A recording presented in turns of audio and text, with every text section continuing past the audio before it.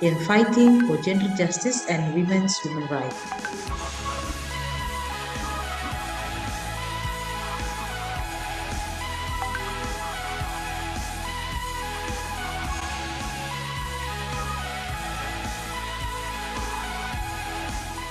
We focus on topics such as gun violence, but as well as environmental degradation, human trafficking.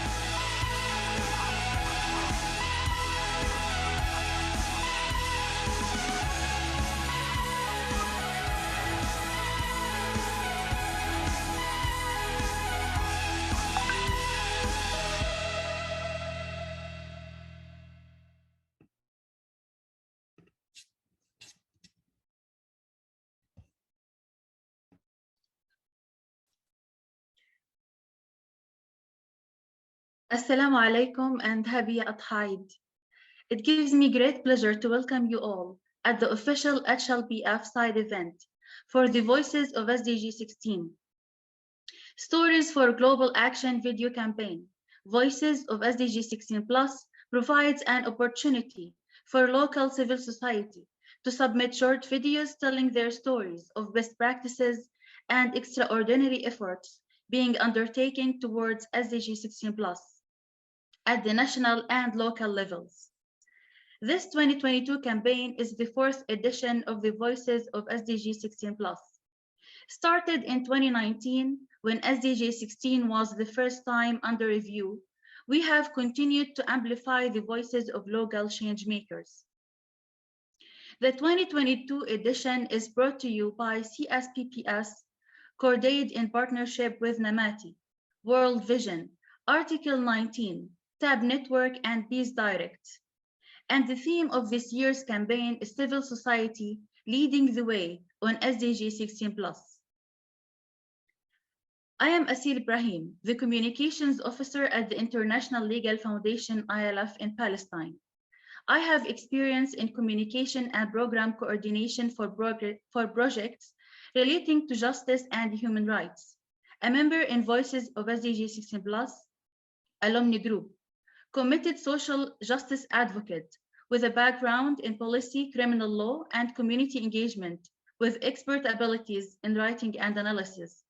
I conduct outreach to secure new partnerships and communicate messaging about legal aid to justice stakeholders and through media engagements to Palestinian communities. And now let me hand it over to Peter for run of show and giving us brief intro of Image Sync Illustrator. Thank you, Azil, and good morning to all of you, or good afternoon or good evening, wherever you are and joining this event. My name is Peter van Sluis. I'm the coordinator of the Civil Society Platform for Peace Building and State Building, one of the partners in the Voices of SDG 16 Plus campaign. Allow me to give you a few brief housekeeping announcements. This event is hosted in a Zoom webinar format with a simultaneous French and Spanish translation. So for those needing translation, please move over to the globe at the bottom of your Zoom screen and activate the translation of your choice. So you can opt for either Spanish or French. And by that, you will hear the translated version of this event. A brief snapshot of the program of today's event. After our introductions, we will start featuring the videos of the 2022 Voices of SDG 16 Plus finalists. After each video, we will invite the finalists to say a few words on their work, in addition to what is already featured in their videos. And we will then subsequently have a brief intermission where we will feature the illustrator. I'll come to that in a second. After that intermission, there will be also an update from one of our past finalists. As Azil mentioned, this is the fourth time that we're organizing this campaign. But we have been keeping in touch with the previous finalists. Some of them have also joined us today.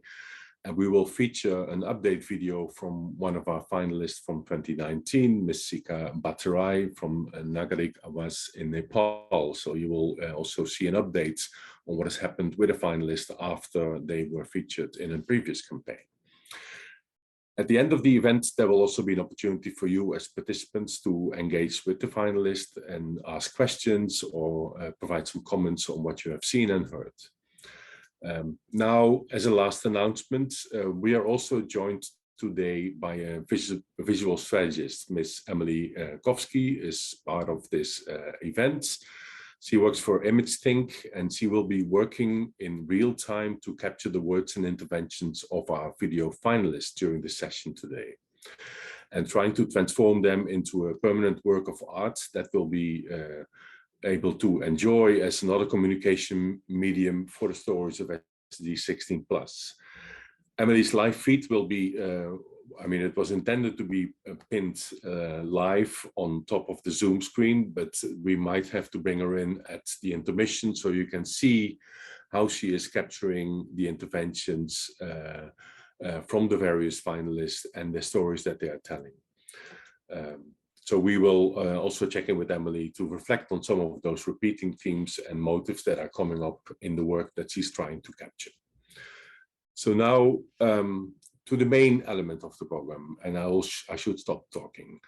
We now move to showcase the 2022 videos and have the Voices of SDG16 Plus speakers present their work on how they are implementing SDG16.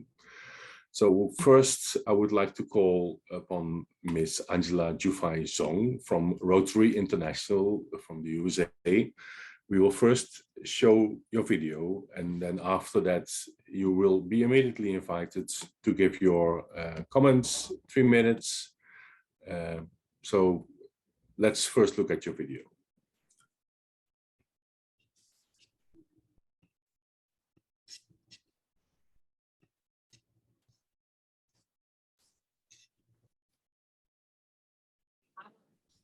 Hi there, my name is Angela Zong, and to share my story on SDG 16, I'd first like to give you a little bit of context about my environment.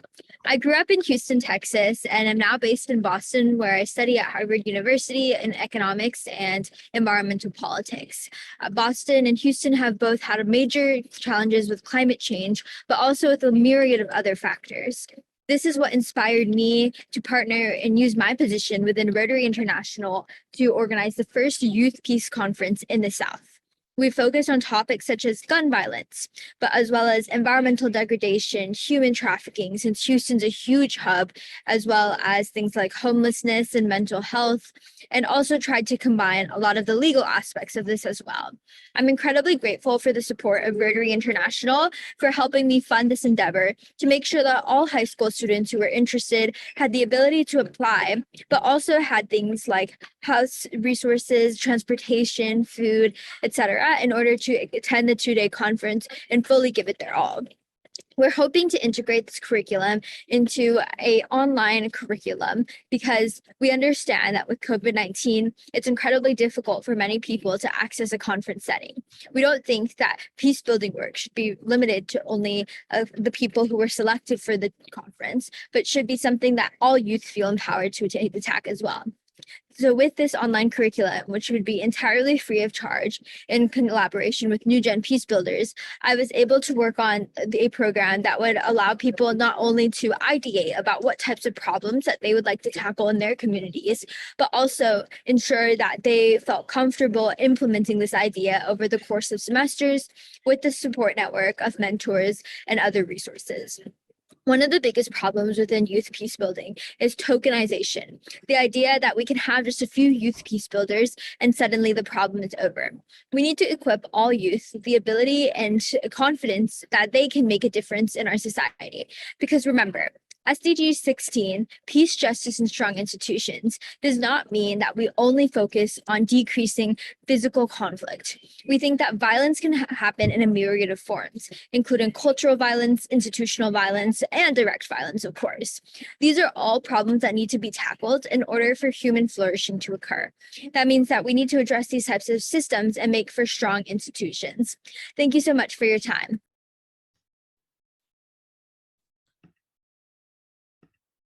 Over to you, Angela. Hi, everyone. Thank you so much for this amazing platform and for sharing my story. I think this directly ties into having more youth peace building representation and inclusion.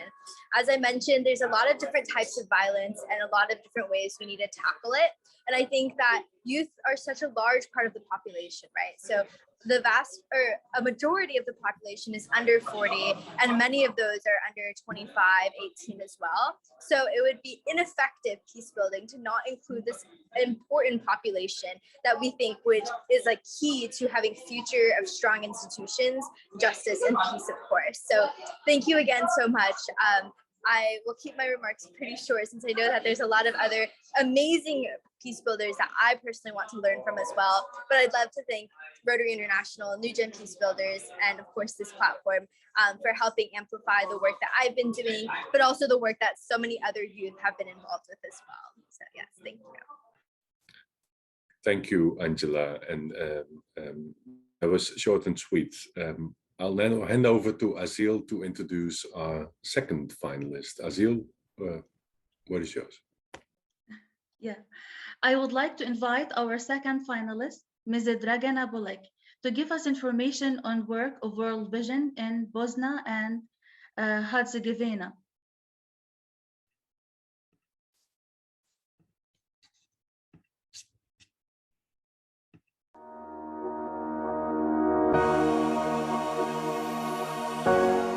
U cilju unapređenja dječjih prava uz financijsku podršku Europske unije, World Vision BiH fondacija je udružila snage sa udruženjem Naša djeca iz Sarajeva i Ministarstvom za ljudska prava i izbjeglice i prateći ciljeve održivog razvoja podržali smo 16 grupa djece i mladih sa područja Bosne i Hercegovine koji su istraživali najmanje poštovana prava unutar svojih lokalnih zajednica. Nakon sprovedenih istraživanja, djecu i mlade podržavamo u zagovaranju prema lokalnim vlastima i organizaciji aktivnosti kako bi riješili probleme koji su otkrili unutar svojih istraživanja. Kroz naše aktivnosti koje planiramo realizovati, jedna od tih, kako sam već spomenula, će biti radionica o važnosti mentalnog zdravlja koja će uključivati i djecu i mlade sa područja naše općine i gdje će djeca zapravo moći da govore o svojim potrebama, o svojim emocijama, o svim stanjima koje su nas nekako zadesile u prethodne 2 godine. Tematika koju smo mi izabrali jesu prava i potrebe djece sa poteškoćama u razvoju, kao i strah javnosti. Ovu temu smo izabrali nakon dobrog razmišljanja o tome koji su sve problemi u našoj zajednici. Mi smo odlučili da izaberemo tu temu upravo zato kako bismo na neki način pokušali govoriti u ime naših prijatelja koji imaju poteškoće u razvoju, kako bismo im pomogli na neki način, ali ne samo njima, već svoj onoj djeci i svim onim mladim ljudima koji su nažalost diskriminisani zbog njihovih poteškoća. Jedan od projektnih ciljeva je i unaprijediti koordinaciju između institucija vlasti i organizacija civilnog društva, ali i donijeti glas djece u procesima donošenja odluka, tako da smo uspostavili platformu za koordinaciju, online platformu za koordinaciju koja okuplja sve ključne stakeholdere. Već dugi niz godina mi nastojimo da okupimo profesionalnu, stručnu i javnost u institucijama koja se bavi zaštitom prava djece i čini nam se da smo ovoga puta napravili jedan okvir koji će pozvati sve ove važne činioce da se uključe u proces poboljšanja zaštite dječjih ljudskih prava.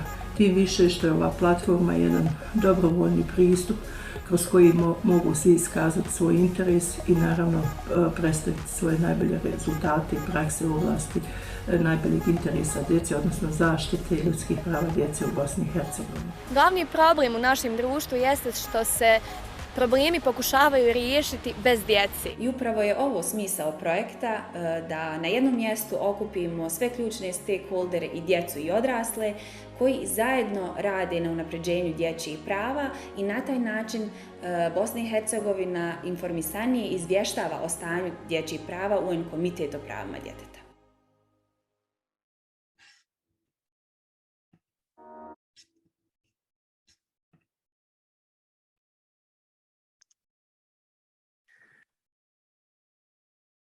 Good morning, good afternoon, cordial greetings from Bosnia and Herzegovina. It is an honor to be here today, invited to showcase and briefly speak about the progress World Vision and Bosnia and Herzegovina has committed to and has taken significant strides towards over the past 2 to 3 years. This opportunity is even more celebratory, given the fact that this morning we are joined by a number of colleagues, government and non-government partners, importantly children and youth from Bosnia and Herzegovina, as well as our supportive representatives of the UN BIH Permanent Mission to UN, all united with one conviction that together we can do more.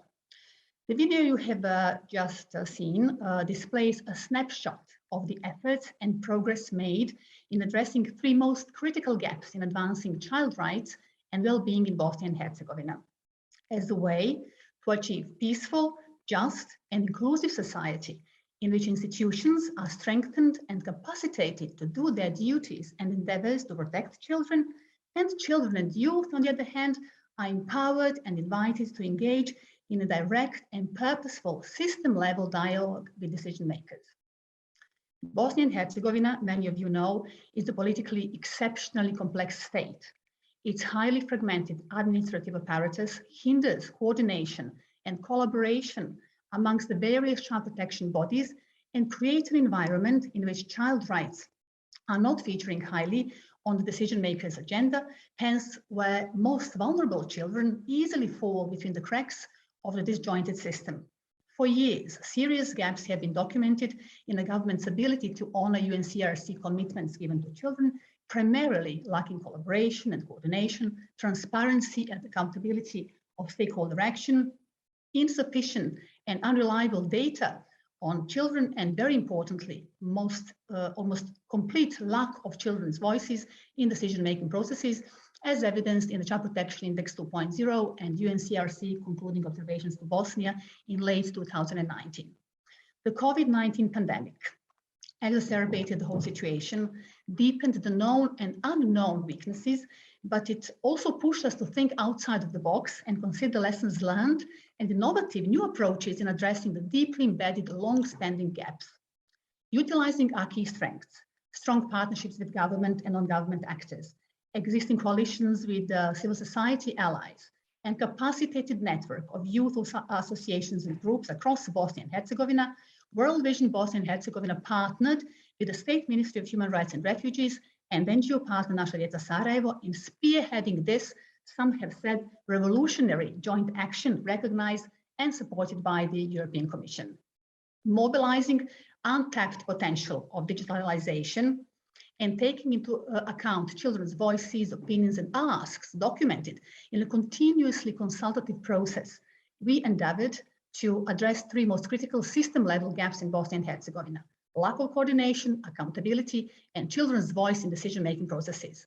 To that end, a very modern, time and cost-effective digital platform was conceptualized and established to purposefully connect and enable interface and coordination of state institutions and non-government organizations mandated with children, as well as children and youth from across Bosnia and Herzegovina seeking to address violations of child rights in their communities.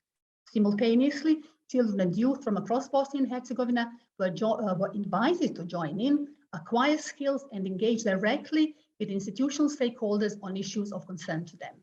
In the process, we stumbled across countless obstacles, but with each step forward, we knew that we are paving the path for the future and that giving up was not an option. As of May this year, the platform is operational and offers a tremendous interface, learning, and data collection resource which promotes transparency and accountability of action and allows public access to anyone seeking to learn more about the rights of the child and ask the government to react to their violations. For long-term relevance and sustainability, the platform is programmed into the website of the Ministry for Human Rights and Refugees in BIH, who has the ownership of it. Endorsed by the State Ministry, the platform is considered a crucial resource in spearheading progress, convening action with and for children, collecting relevant child rights research and documents, and informing UN Committee on the status of the children's rights in Bosnia and Herzegovina. While being delighted at the progress made, we know that a long way is ahead of us.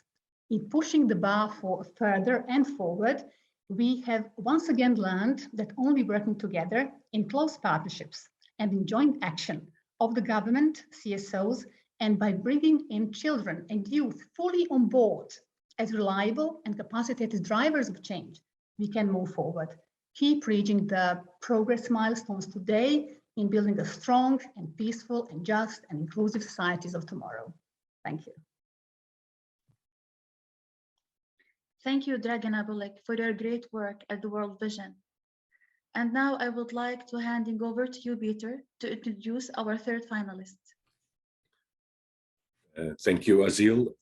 Our third finalist is a finalist who will speak to you in French. So make sure that you indeed, when he gives his additional presentation, you switch over to the language icons and ensure that you can also hear what he's saying.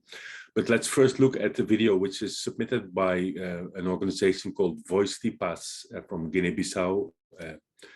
And Seko will speak after that.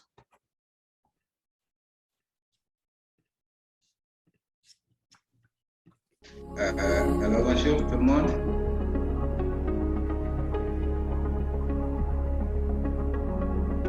Tornando a Caixa Negra transparente é um projeto da Voz de Paz, iniciativa para a consolidação de paz na Guiné-Bissau e sua parceira Interpeace, e contou com o financiamento da União Europeia.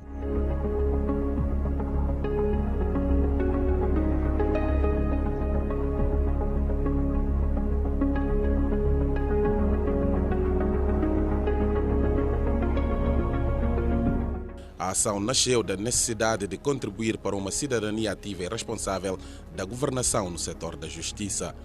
O objetivo principal é a realização de um barômetro participativo, um processo de sondagem em que os cidadãos foram envolvidos desde a concepção de questões e indicadores de pesquisa até a sua realização. Com esta abordagem, pretendeu-se identificar os reais problemas que afetam a população no que se refere à questão da justiça na Guiné-Bissau e trabalhar nas possíveis soluções.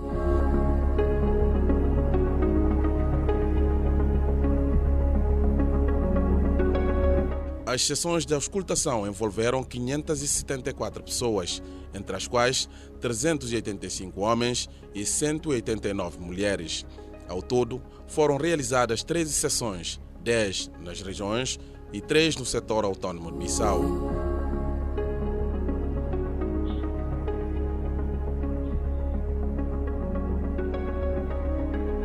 As questões propostas foram objeto de validação por parte de um comitê de pilotagem, um grupo de especialistas que atuam na área da justiça.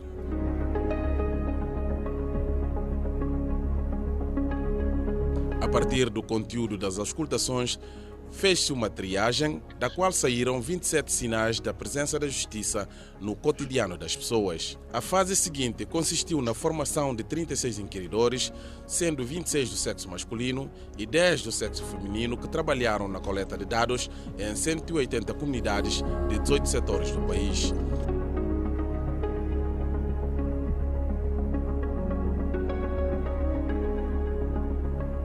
No total, foram entrevistadas 3.427 pessoas, sendo 1.641 homens e 1.786 mulheres.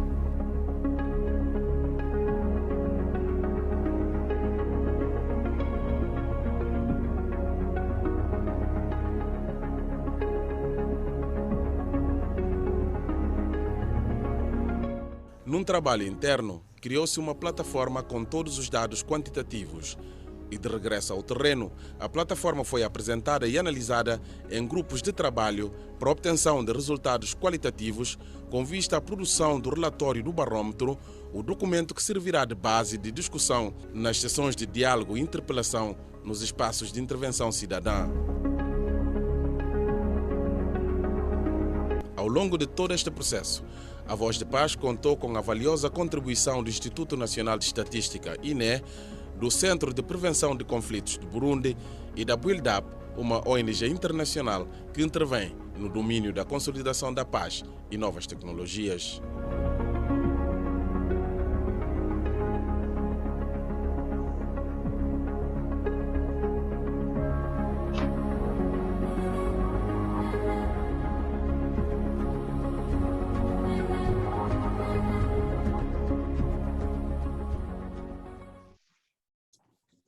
Bonjour Seko, je vous donne la parole. Yeah?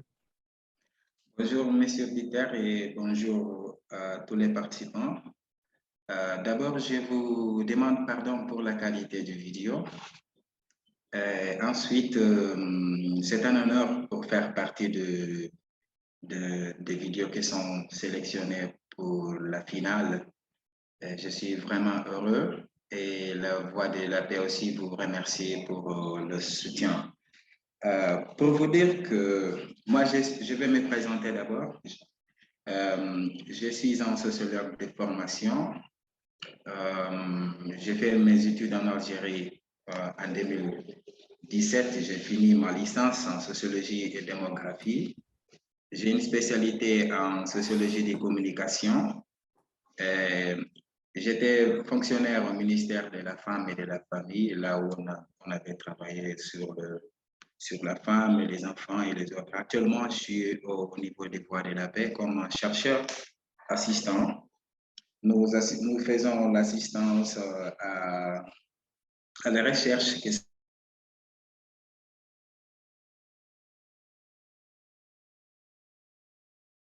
et tout. Voix de la Paix est née, pour pouvoir faire des études pour comprendre quelles sont les causes des conflits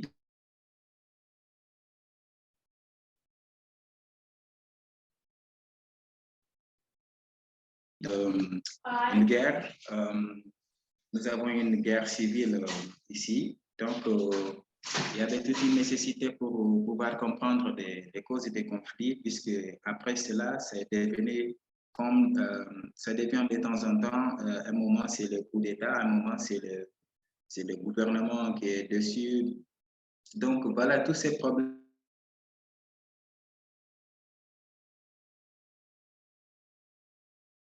Les problèmes que nous vivons ici. C'est dans ces logiques que nous faisons, par exemple, le premier étude en 2017.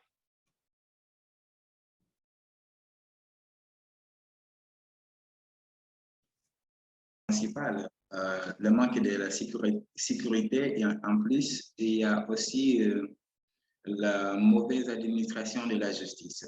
Cette étude baromètre est née grâce à ces causes-là pour pouvoir comprendre les raisons pour lesquelles la justice n'est pas bien faite au pays et pour comprendre aussi pourquoi les autorités ne prennent pas des mesures pour qu'il puisse y avoir de justice et en plus une société juste.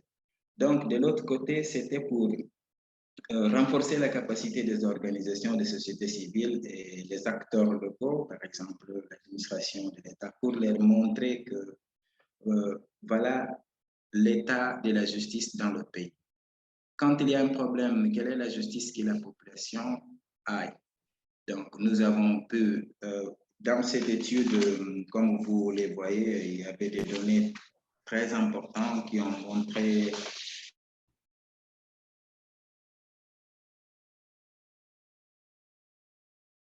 m'allonger. C'était pour vous dire que Voix de la Paix travaille dans la consolidation de la paix.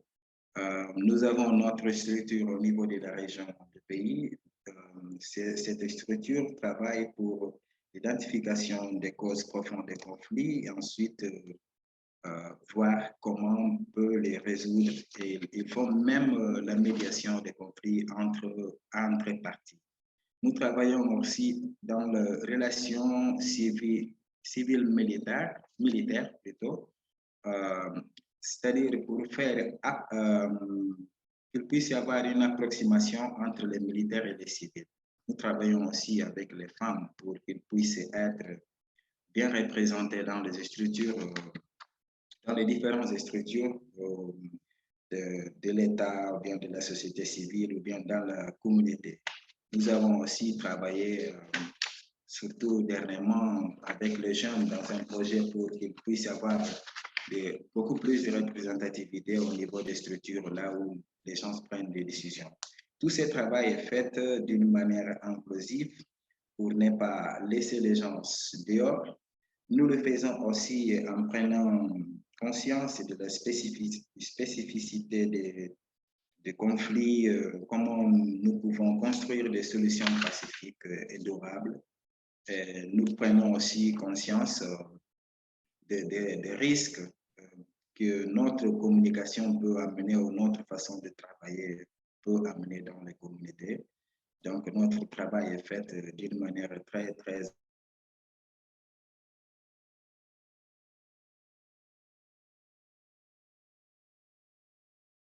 la synergie avec notre partenaire, par exemple, le Peace Building.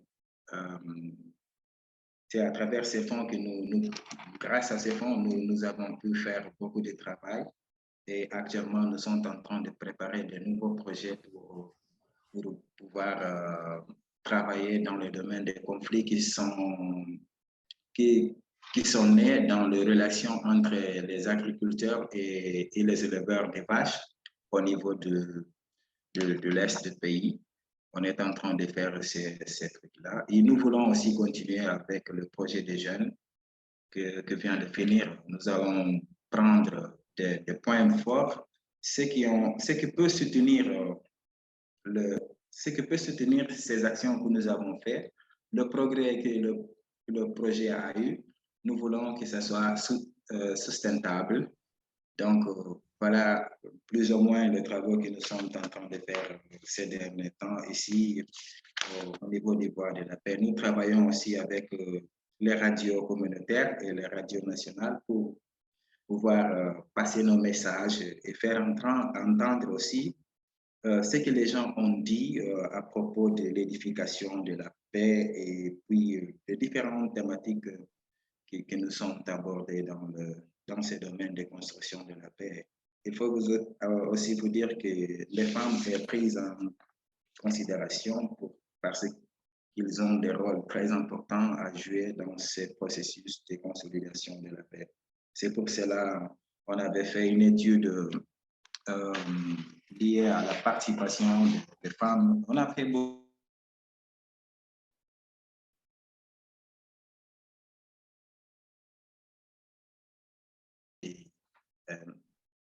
qui sont faites aux femmes dans le lieu de prise de décision.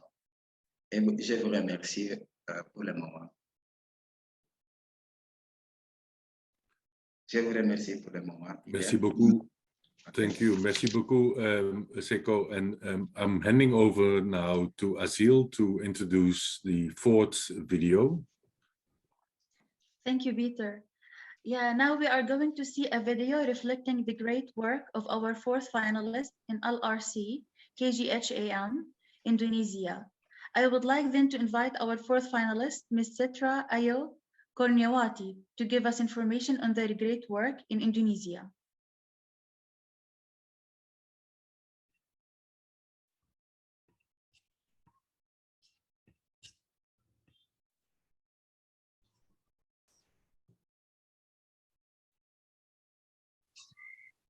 LRC-KJHAM, Legal Resource Center for Gender Justice and Human Rights, is an NGO that works with poor, marginalized, and vulnerable women in fighting for gender justice and women's human rights. Our challenges are the existence of policy of enforcement of community restrictions has impact on activities that ultimately must be carried out online, included in the work of eliminating violence against women. So that is not optimal, especially in handling cases and empowering vulnerable women's groups.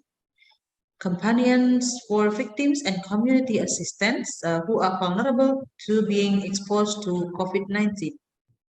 And then women's groups are left out in the development planning process and other decision-making forums.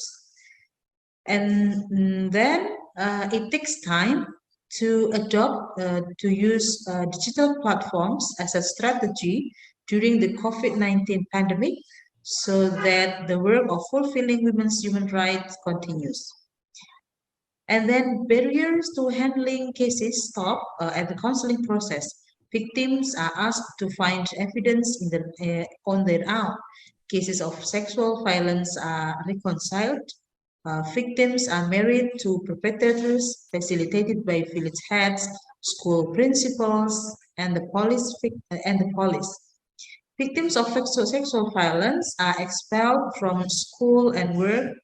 Victims of sexual violence are blamed, and strengthening new strategies and innovations to strengthen access to justice for women during the COVID-19 pandemic, like expanding access to complaint services for cases of violence against women, expanding access to complaint services for cases of violence against women through online legal consultation, then develop women's education strategies through live broadcast program on social media channels like on Instagram and Facebook, then opening public participation to participate together in realizing gender justice through the donation for justice.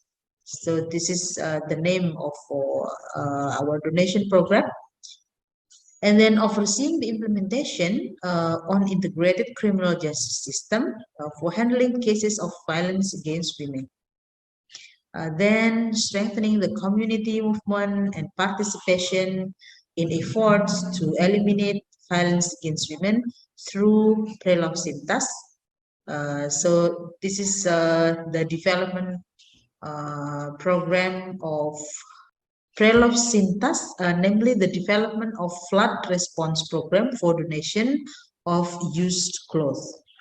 Then online discussion to advocate for the bill on the elimination of sexual violence with networks both at national and local levels. Some good practices that LRCKJHAM did. First, LRCKJHAM will continue to maintain its consistency and commitment in realizing and advancing the fulfillment of rights of victims of violence against women. Then LRCKJHAM also will continue to work with groups of poor, vulnerable, and marginalized women in developing strategies and innovation in realizing gender justice and human rights through legal assistance, counseling, support group, policy advocacy, advocating SDGs, and monitoring the issues of women's rights and other human rights issue, for example, like natural resource issue. Then LRCKJHAM will strengthen a digital platform as a media for making social changes in the society. And then LRCKJHAM will develop fundraising and strengthening the work of eliminating violence against women.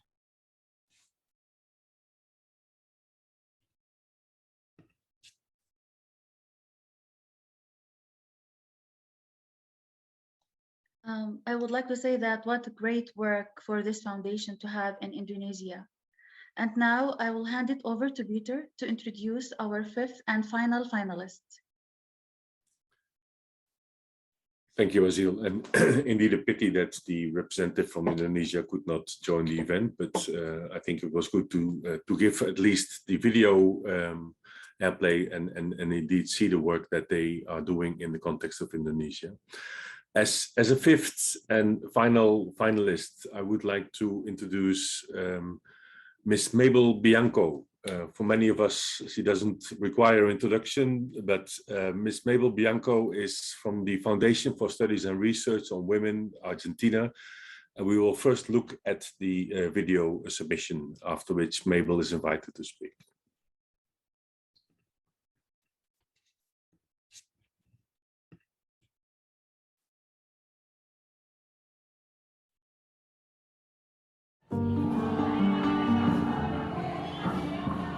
Cuando fue la convocatoria del 2015, fue una convocatoria que, a diferencia de la que hacíamos nosotros antes, que éramos 30, 50 mujeres yendo al Congreso a cortar el tránsito o al obelisco,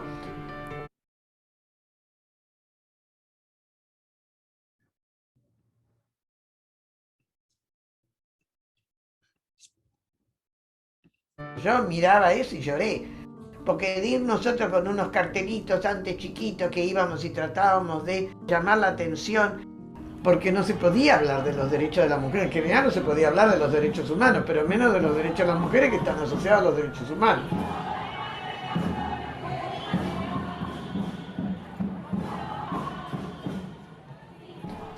Fue maravilloso y nosotros lloramos de ver cómo eso llegó a toda la sociedad, hombres, mujeres, niñas, diversidad, todas las edades.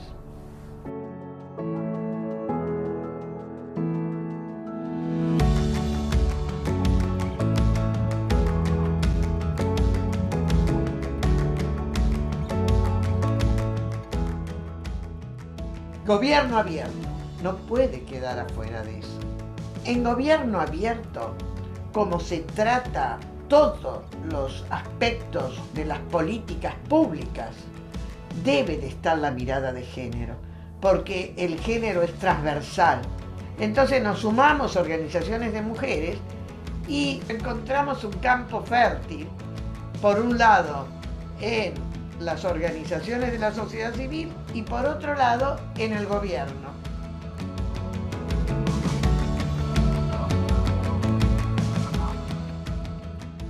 La lucha por los derechos humanos y los derechos de las mujeres no acaba nunca, pero que esos derechos tienen que ser defendidos, trabajados y promovidos por las propias protagonistas que tienen que tener su voz.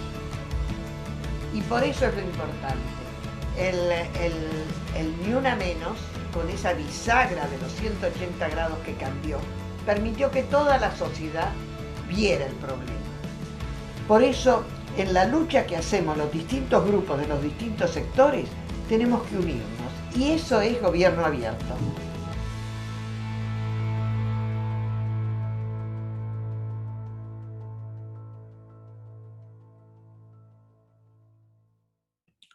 Over to you, Mabel. You're muted, yeah? We don't hear you. Mabel? Hola, ahora sí. Gracias. Voy a hablar en español. Agradezco esta invitación y esta posibilidad. Soy médica, tengo muchos años de experiencia, más de 40, y he sufrido en carne propia la discriminación. En los servicios de salud todavía hay mucha discriminación hacia las mujeres. Por eso dediqué mi vida a trabajar para mejorar la situación de las mujeres en mi país, Argentina, pero también en todo el mundo y en la región. Y debo decir que tuve suerte, me fue bien, conseguimos muchos derechos y avanzamos muchísimo. Creamos hace 33 años la Fundación para Estudio e Investigación de la Mujer y desde allí un grupo de mujeres de todas las edades, pero muchas jóvenes y también varones, luchamos por defender estos derechos. Y para nosotros fue fundamental eliminar la violencia y trabajar para eliminar la violencia contra las mujeres, porque no hay paz si las mujeres vivimos violencia. Y no hay paz si en los hogares reina la violencia. Necesitamos que la violencia se erradique y que la paz surja desde la casa a la sociedad para todas las personas. Entonces, esa lucha nos llevó muchos años, pero conseguimos finalmente que sea comprendido y ahora los gobiernos de los estados, mi país, Argentina, es federal. Entonces, los estados tienen independencia, todos están luchando para controlar y eliminar la violencia, pero esto no fue fácil. Llevó mucho tiempo y todavía hay mujeres que mueren y niñas que mueren. Vamos a seguir luchando y entramos a gobierno abierto, porque gobierno abierto es una forma de articular a una sociedad civil que defiende a distintos sectores con el gobierno que debe de aplicar las políticas públicas. No, la sociedad civil, las organizaciones, no podemos suplir el gobierno. Lo ayudamos, pero no lo podemos reemplazar. El gobierno debe de asumir, los gobiernos deben de asumir. Y nuestro trabajo es ayudar a eso y mostrar la realidad y lograr cambiarla así. Por eso estoy muy contenta de haber influenciado a los jóvenes que ahora defienden los derechos de las mujeres a una vida libre de violencia, con toda la fuerza y con todo el respeto, pero sí la fuerza y la insistencia de la juventud. Y eso es muy importante. Y así vamos a conseguir éxito. Pero la lucha no acabó, la lucha continúa. Tenemos leyes, tienen que llegar a todos y todas las mujeres. Esto no es fácil. Tenemos programas, pero también tienen que llegar a los rincones más alejados. Nada fácil. Ahí está la sociedad civil para ayudar, para comprender y para traducir ese mensaje de los gobiernos a la gente y que la gente se apropie de esas políticas. Sin esa apropiación no va a haber éxito y no va a haber paz en el mundo. Yo voy a seguir luchando toda mi vida por esto, porque los derechos de las mujeres siempre tienen más lucha, siempre necesitamos más y esta lucha nunca acaba, pero estaremos presentes y agradezco esta posibilidad de mostrar lo que hicimos en esto que para mí ha sido mi vida y seguirá siendo, espero, por unos cuantos años. Muchas gracias. Thank you, Mabel, for those powerful voices, and thank you for being one of our finalists in this year's event. With that, we come to the end of this segment of the program. We have shown you the 5 finalists of the 2022 campaign. I'm now handing over to Azil again, who will have a brief chat with the ImageThink illustrator now. Okay, over to you, Azil. Thank you, Peter. And as you all know, one look is worth 1,000 words. And now I would like to speak to Emily Kowski. Thank you first for joining us in today's session and using your work of art in reflecting the words and videos of our finalists. Can you tell us more about your way of working in reflecting the SDG16 session? And show us your great work. Because as you see, while we were speaking and sharing our experiences, words and videos, Emily was reflecting all of this by her way of art. Thank you so much, Emily. And we are very looking forward to see your work of art.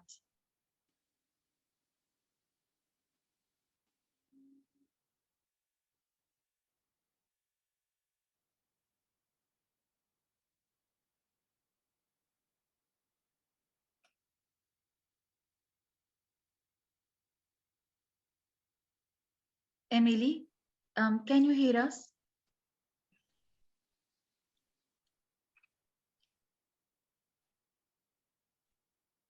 I see a lot of things happening on her screen, but I think she's still muted. So Emily, you have to unmute yourself.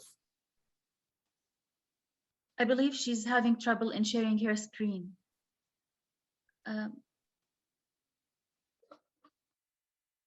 Emily, can you please unmute yourself so you can tell us more about your work of art? I do believe Emily's having tech difficulties at this point, so I think we should move on in the program and hopefully we can come back to it in a bit. But I'm sorry for this interruption. That's fine. We are very looking forward to see your work of art, Emily. And now I'm handing over to you, Peter. Thank you, Azil, and let's be flexible and come back to Emily at a later point in the program. We now want to feature a video update from one of the earlier Voices of SDG16 Plus finalists. As mentioned in my introductions, we have maintained contact with all of them, all the previous years, all the finalists come together on a regular basis and have formed what is called the SDG16 Plus Voices Alumni Group. We invited the alumni to also consider submitting a update video on the work that they have been continuously doing after also being featured in previous HLPF. So it gives me great pleasure to introduce you to the work of Nagarik Awaz, an organization in Nepal. And we have Ms. Sika Bhattarai here, who will speak to the work of her organization after we first look at her video updates from Nepal.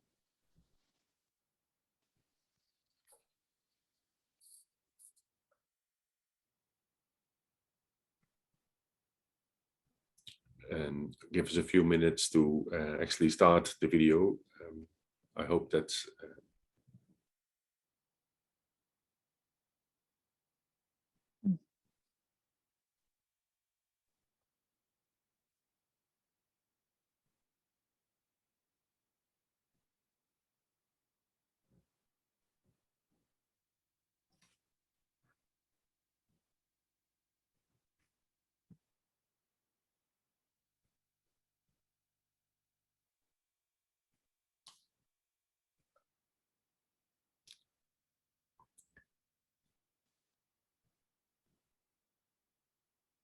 Zika, we're trying to locate the video and we have some problems with that. Maybe you can first speak to the work that you do and then we try to locate the video and share it afterwards. Floor is yours. Yeah, sure. Thank you, Peter. I think it would have been better if you could see the video earlier, but then it's okay, the technical difficulties. It is an absolute honor to be representing Nagarik Awaz as alumni. If we had seen the video, then you could see that we are actually currently working with women who are affected by the armed conflict in Nepal. There was an armed conflict for 10 years from 1996 to 2006. So we are a peace building organization, and one big question that we are regularly asked is that why is it still necessary for us to work for peace building when Nepal signed the peace agreement in 2006? Even the government asks us the same, like, why are you still talking about the same old conflict when the peace has already been restored in our country? So if we look from the outside, then the country has already moved on and it is at peace. But if we look closely at the grassroots level, then we can see that the wounds of war, they are still fresh. Now, after 16 years of signing of the peace agreement, we can see that the trauma has been passed down to the next generation of conflict victims. The grievances are still increasing towards the government, and we are afraid that it might fuel or it might lead to another armed conflict in Nepal. The women, like they are, especially we focus on the women who faced sexual violence and gender-based violence during the period of armed conflict. And if we look at their lives, then they are still living through the trauma of torture that they faced when they were really young and when they joined the Maoist movement. Even the families, they are still affected by it. Like it is like a vicious circle that they are trapped in, where the trauma, it passes down from one generation to another in many forms, and it is really very difficult to break that cycle. Currently, we are also working with the second generation of conflict victims. So now going back to what happened during the armed conflict. The women faced intense gender-based violence, including rape and physical assault. Torture and rape were used as weapons of war, and most of the cases of assault and rape were from the state side. But the state they have not recognized it, or they've not admitted it yet. Officially talking, there is no data available on the gender-based violence during the armed conflict, which was like 10 years from 1996 to 2006. And in Nepal, the interim compensation policy does not recognize women who were raped and physically assaulted in the armed conflict under the category of conflict victims. And these individuals, they've not received any kind of compensation for what they suffered. Even the law, it has not defined sexual violence committed during the time of conflict as a war crime or a crime against humanity. So as a result of the prolonged transition phase and weak justice mechanism of Nepal, many victims of violence, especially those victimized by gender-based violence, they are currently left out of the interim compensation policies. So this exclusion has left many women to suffer in silence, live a life without dignity, and they've not received the support they deserve for the contribution they've made. They are living with the multi-layered trauma caused by the armed conflict. So we at Nagrik Awaz, we are aiming for social and cultural establishment of women who faced sexual violence and torture during that time. There is actually very limited research available in the context of Nepal and even in the context of other countries on how those affected by violence, especially by rape and physical assault, how are they living and coping and healing after the conflict. But we designed our program on the basis of the empirical evidence of findings from the PhD research of our CEO, Dr. Susan Vishal. So we know that the stigma attached to sexual violence is really high. So the women, they have to hide their sufferings and they cannot demand for justice, and they cannot come out in the open expressing what they face. So we are trying to reduce that stigma, and for this, we are making an effort to make the community and the society realize that the women who face such violence are nowhere at fault. Actually, even the women themselves, they need to realize that what happened to them was not their fault, because in our experience, we could see that the women are living with the guilt that maybe what happened to them was their fault. So we are trying to break that stigma, and we are trying to do this through regular interaction and engagement with the key stakeholders, like the local government structures, community groups that include men, women, and youth, and also the traditional leaders. So we conduct peace circles and dialogues with the government and community people that will give the women a space to share their sufferings and demand for justice. We are expecting a long-lasting change by building their leadership. So we actually adopt a holistic approach while designing and implementing the project, because focusing only on one aspect will not bring the change that we are trying to achieve. Like the most of the women that we are working with, they are living below the poverty line. So it is important that we provide them with livelihood support, along with the counseling service, medical support, and the capacity building training, because the financial need is their first priority. And our attempt is to bring change at the personal level, which will make them capable to advocate for their rights and justice. The peace building work is a long process, but there are many challenges because we are bound by the limitation of the project. There is limited time and resources to carry out what we have planned.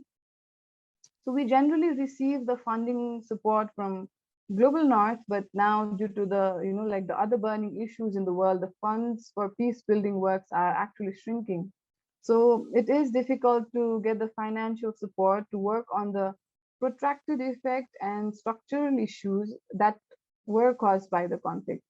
So what we will see in the upcoming video is just an example, and there are lots of other women who are still living in pain and who are still living through the trauma that they suffered, the sexual violence that they suffered during the period of conflict. So peace building is a process that is not only for people we want to help or people we are working with, but it is also a process within us. Like, it has to be internalized. And we believe in peace, and we don't want Nepal going back to, the state of armed conflict once again. And going back to the question that I started in the beginning, like, why are we still working on peace building when the peace agreement has been signed? I think it is really very important for us to continue the peace building work in Nepal, because there are wounds which are yet to be healed and justice yet to be served.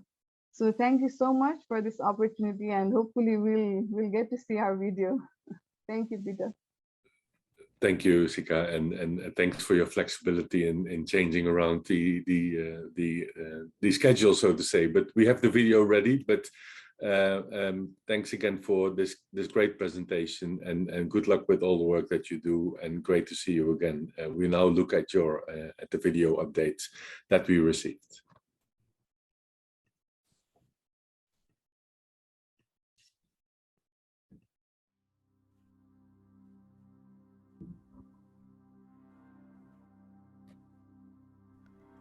Meera, under the influence of other people, joined the Maoists in 2001 when she was 12 years old.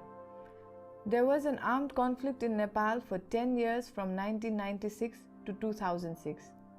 She was abducted by the army in 2003 from Dang district when she was only 14 and was kept captive for 14 months in the army barrack. During those 14 months, she faced grave sexual violence through the hands of army men. When she was set free, her mental and physical state was very weak. She was scared to go home and also scared about the perception of society towards her. However, she had no option but to return home. It was difficult for her to adjust in the society, and she became a burden to her family. She got married 3 times and gave birth to 4 children to find social security. However, she was abandoned by her husband and family. Meera was associated with Building Leadership for Women, Peace, Security and Equity program of Nagarik Awaz in 2020. This was the first time she received any kind of support from anywhere. She worked as a women peace facilitator for 2 years. The psychosocial counselor through this program provided her with regular counseling service, and gradually we could see change in her perspective and attitude towards life. She was also provided with medical support for her physical health problems. Her involvement in the program boosted her confidence and empowered her to establish a peace group of 10 conflict-affected women in her municipality. She became an influence to other women, and everyone was amazed to see the change in her. She was invited by different community groups to become their member. She said that she was ready to die by hanging herself and all her children on a tree near her home.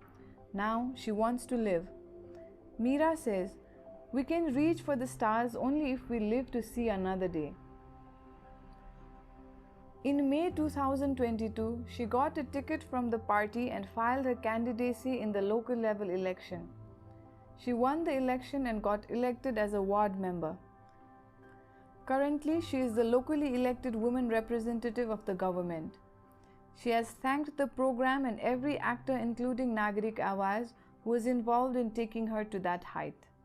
She has committed to help other women like her through her position and power.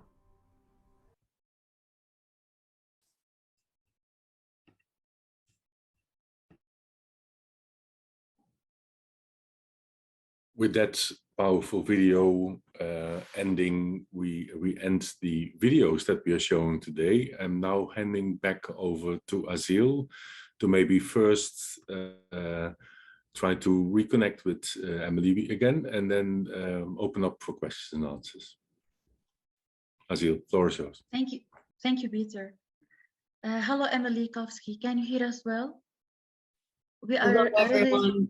Yes, I apologize for the technical difficulties I've been having, but I'm here. And I hope you can see my screen that I'm sharing with this in progress illustration of some of the phenomenal initiatives that everybody's been speaking about today. And the one theme that really sticks out to me is the connection between all of these amazing initiatives and how none of them would be possible without this holistic support. So my work is still in progress, but I'm really just trying to highlight all of the connections and how all of us sort of empower each other and enable this support to create a greater impact. Thank you so much, Emily, for joining us today. Can you tell us more about your way of working and reflecting the SDG 16 Plus session? Absolutely. I've tried to highlight some of the main focal points of how you guys have responded to COVID and how supporting women and valuing women is so integral to the peace building process. And I loved that last tidbit about how it's actually a process that is not just outward, but it also kind of begins within us and changing that mindset. And again, I just think that all these initiatives and all these people valuing this work together is what just continues to strengthen this holistic mission. So I'm really working to capture a visual version of all of these strong chain links that make this process really so powerful throughout the world. So it's such a privilege to be here. Thank you very much for having me. Thank you so much, Emily. And as you know, a picture speaks louder than words. So by this, you are reflecting the words and the videos in a great way, in a way that we can remember. Thank you so much. Thank you so much. I'm handing it over to you, Peter. Okay, I just put a chat message to everybody. I mean, interested to hear from the audience now if there's any comments or any questions that you would like to ask to any of the finalists or any reflections. This is your time to come in. You can either do so by raising your hands or indicate in the chat that you would like to speak. Open to any of you who wants to come in.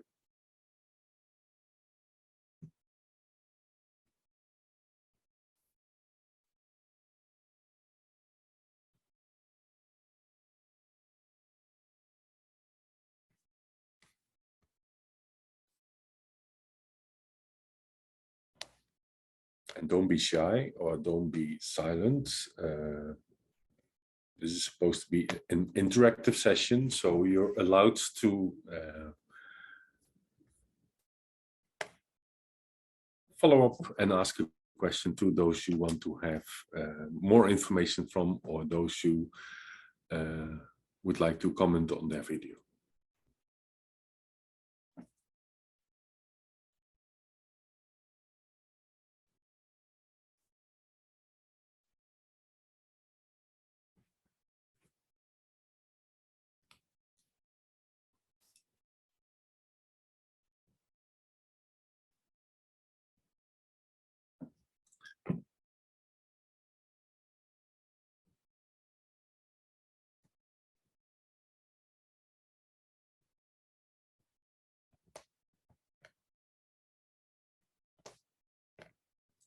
It's going to be a very silent segment if you don't ask questions. So I can also invite some of the other alumni to maybe speak a little bit from their end, if they're willing to come forward, on how the Voices campaign has been helpful in the work that they have been doing subsequently.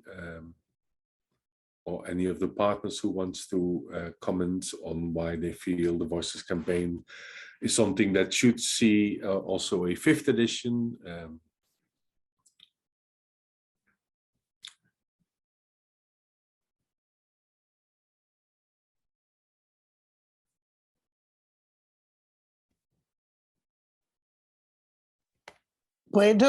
May I speak, Peter? Please. Well, I'm going now to speak in English, sorry. I want to say that I didn't know the campaign, but I think it's a great issue and it's very important. And I hope you can continue, but only not doing the campaign, but continue mobilizing our civil society to work and to give examples how to work to improve and to achieve peace. Because now as you know, the past peace is really so need that we need to build on people and in young people how they could contribute and maintain and live in peace. Nothing else. Thank you so much.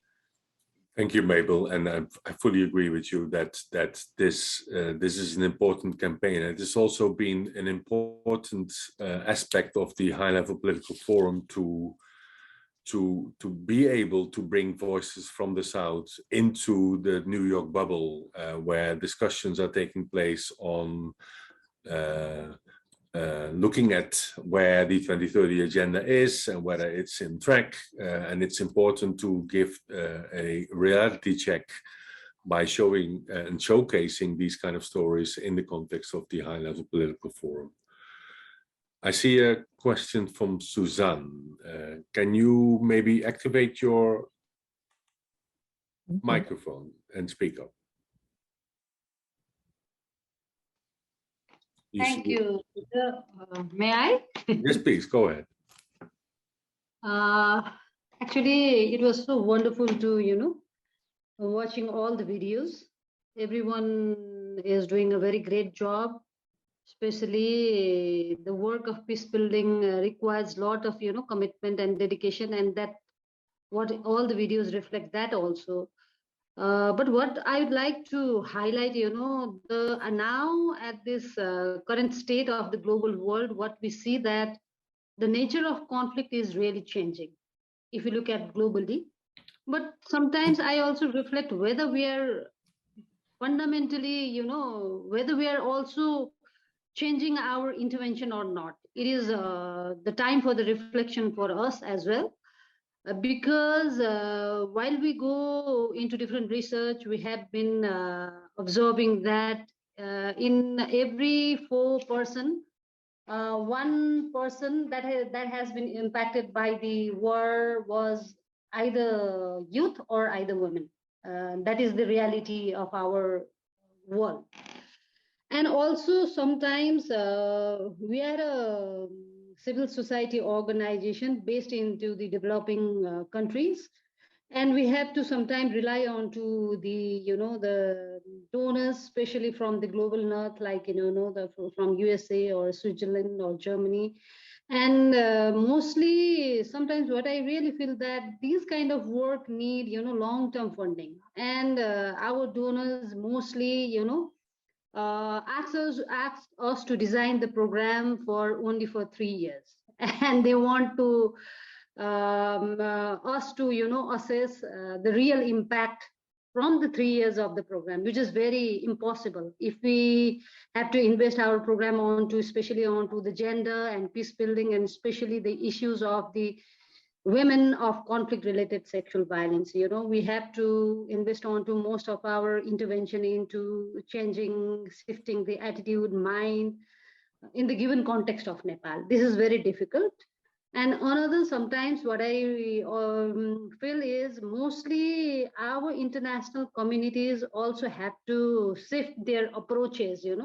Sometimes I really feel that there is some kind of mandate driven program what they bring in most of the conflict zone countries, but not going into the problem driven approaches and allow the partners from the ground to design their program. That's what I see, and always I see the gender lens has always been missing. That kind of thing really has to be taken into consideration, because gender equality and also the SDG 16, it is very much related to each other. And only focusing on to the peace building, missing out to the gender lens, it will be a problem. That's what I see. Thank you so much, Peter. Thank you, Suzanne. And maybe good to introduce yourself. Which organization are you representing? I'm representing from Nagrik Awaz. My friend Sikha has just highlighted our work as well. Okay, that's what I thought, but it's good to have that on record. Thank you very much. Yeah. Dragana, I see your hand raised. Please go in. Yes, thank you, Peter. I'm one of the, as part of the World Vision International, one of the finalists and panelists. So I hope that the colleagues will not mind hearing from me again. I just wanted to reflect very briefly on this wonderful opportunity to hear and see the voices of the SDG 16+ campaign from different parts of the world. It's been really inspiring and motivating and exhilarating, I would say, hearing how many efforts on different sides and different levels are being put into this action, which of course is very important as it carves the future for all of us inhabiting this small planet. I wanted to reflect very briefly on John's question, who asked about how do we hold the government accountable. In Bosnia and Herzegovina, we have spoken about this in our video and our brief reflection. We spoke about collaboration, cooperation, and accountability of government action as part of the focus of our work. And if you will probably recall that I said that for many years we have seen the lack of accountability, because Bosnia and Herzegovina is probably one of the rare examples in the world where you have 14 levels of government action and government accountability and authority over different aspects of, let's say, in this particular area, children's well-being and children's rights. So to ensure accountability and collaboration has been tremendously difficult. What we have done is we have, as we said, utilized strong partnerships with the government, but really learned from COVID and utilized digitalization in making sure that what has been the gap for many years, communication and direct interface within the duty bearers and rights holders on different sides is bridged. So this online digital platform that we are piloting, I would say, that brings all the government actors from different levels, municipal, entity, district, state level, and even the municipal levels working with children and children together in direct communication and dialogue on issues that affect children and in joint action towards solutions is something that we think is an incredible potential. We feel that a systematic, planned way of let's say, planning the future and planning the action together can really bear results. This online platform is piloted in Bosnia, but it's something that's potentially very usable and very replicable to some other areas. It's cost effective and it's time effective, and we've learned through COVID that we cannot afford, any more, let's say, costly, time-consuming platforms or ways of engagement that are taking time and bearing no results. So here, the results, the action, the products, let's say, are very visible, are very transparent, and the government agencies and the government actors from different levels are seeing the benefit of being part of this open, transparent, and collaborative forum for engagement, not only with their colleagues and counterparts, but also for children. And also, very important for accountability, enabling general public to engage directly, ask questions, and hold government accountable for violations of children's rights, or actually ask for their support and action. We've already had examples of this, let's say, accountability mechanism working very well, and we hope that we will see results. So if we can, for any of our colleagues, wherever in the world, share some important or insightful information or basically, ways we've done this, insights, we'll be very happy to do so. And of course, we are going to be very happy to keep learning from all of you in the process. Thank you. Thank you, Dragana. And as done in previous lists, we hope to be remaining in touch with all the finalists, also this year's finalists. So we will be in touch and hope to work with you in partnership from this onwards. I see a question in the chat from Yoon Jing Choi. Do you want to take the floor and ask that question yourself? Hi, yeah, thank you so much. And thank you to everyone who shared their amazing stories today. It's really inspiring. I'd like to ask everyone, like the panelists, a lot of you guys mentioned about the importance of youth and like civil society members to be involved in the peace building campaigns. What would you say is the first step, or I guess how can youth who want to be involved in pushing governments to make change start, but are kind of unsure where to start? Thank you. And in the chat, you asked this question firstly to Mabel. So Mabel, do you want to respond to that? Yes, thank you so much. I must say that we believe that young people and adolescents, not only young adolescents, needs to be mobilized and allow them to participate. The issue is how this was made possible. So we have in FAME a network of young and adolescent people, and we have had a project that this year we are having adolescents from, is a group of 5 young women from 16 till 26, I think, or 27. They are students in a school, in secondary school, some of them, and the others in the university, and they incorporate in the open governance in Buenos Aires City, requesting about sexual abuse in the streets. So they are requesting to have this as an issue, and they are going to follow for the whole year to find out if the government in City of Buenos Aires is doing what they propose to do and what they must do through the law that we have in the City of Buenos Aires. But the issue is to make them accountable. And this is the way they are doing. We are very happy to have this possibility. We are going to share maybe next year how was it. Thank you.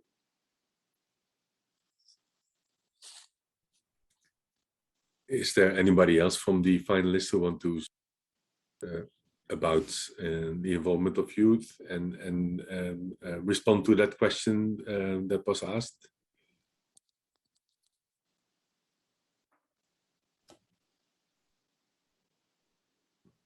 Not for now, I think. Then maybe there's also a question in the chat from one of our partners, Kay Rosenblum, from Peace Direct. Do you want to take the floor, Kay?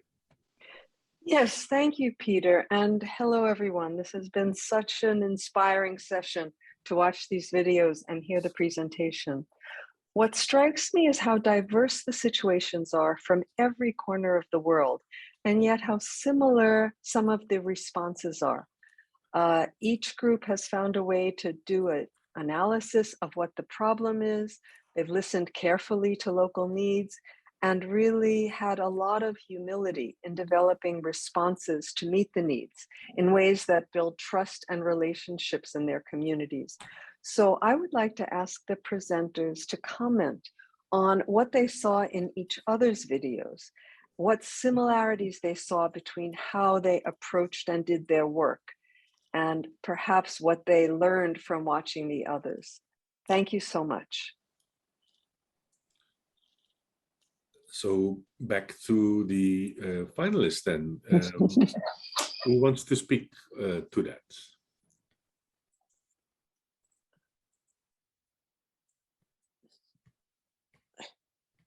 Sorry, I don't want to be the only one speaking, but Please go ahead, Mabel, and you will be followed by the others, I hope. Hope so. Well, I'm very impressed with the work of the justice, because the women claiming for justice, because we are having a great problems that the women can understand how they are able to go to the justice and participate, because if not, only men are doing that.